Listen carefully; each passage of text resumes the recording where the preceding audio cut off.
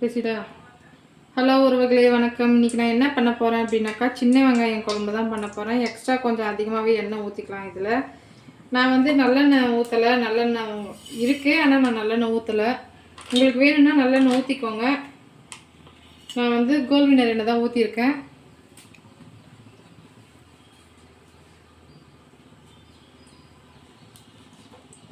இந்த டைமில் கொஞ்சம் நம்ம வந்து வெந்தயம் போட்டுக்கலாம். வெந்தயம் பொடி பண்ணி போட்டிங்கன்னா சூப்பராக இருக்கும்.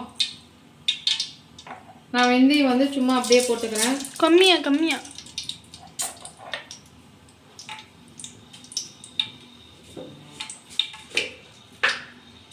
லைட்டாக கடுகு,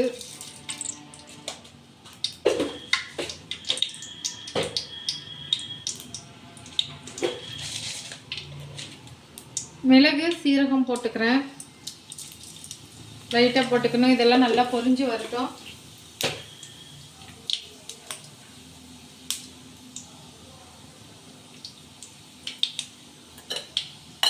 ஓகே உறவுகளே, இந்த டைமில் வந்து நல்லா பொரிஞ்சு வந்துருச்சு.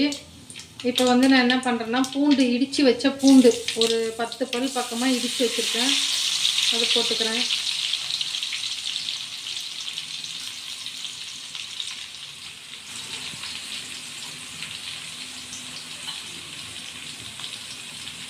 அப்புறம் ஒரு 100 கிராம் சின்ன வெங்காயம், ஒரு 100 கிராம். உங்களுக்கு வேணும்னா அதிகமாக வேணும்னாலும் பண்ணிக்கலாம். நான் இது வந்து ஒரு 2 பேருக்கு ஆகிற மாதிரி தான் செய்கிறேன். 2-3 பேருக்கு ஆகிற மாதிரி தான். சின்ன வெங்காயம் பாருங்கள். இது நல்லா வதங்கி வரட்டும்.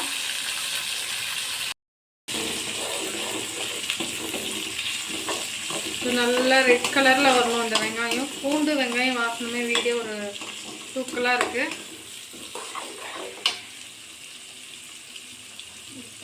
கருவேப்பிலை கொஞ்சம் போட்டுக்கலாம்.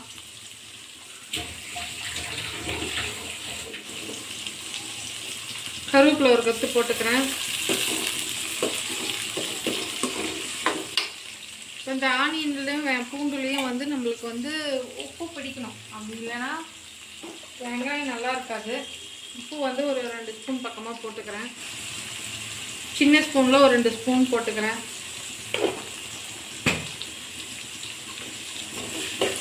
இது பாருங்கள், இது வந்து புளி, கருப்பு புளி, வெங்காயம், தக்காளி, இது 3 தான் அரைச்சி வச்சுருக்கேன். குழம்பு மிளகாத்தூள் 2 ஸ்பூன் போட்டு கலரி வச்சுருக்கேன். அவ்வளோதான்.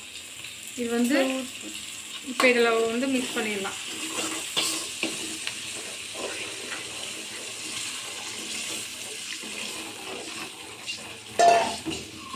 அவ்வளோதான். ஒரு சிம்பிளான ஒரு சின்ன வெங்காயம் குழம்பு ரெடி. கொதிக்கணும்.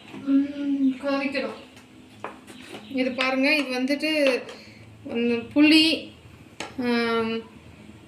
உப்பு அதிகமாக இருக்குது. காரம் வந்து குழம்பு மிளகாய்த்தூளில் கம்மியாக தான் இருக்கும். அதனால் நான் வந்து தனி மிளகாய்த்தூள் கொஞ்சம் போட்டுக்கிறேன்.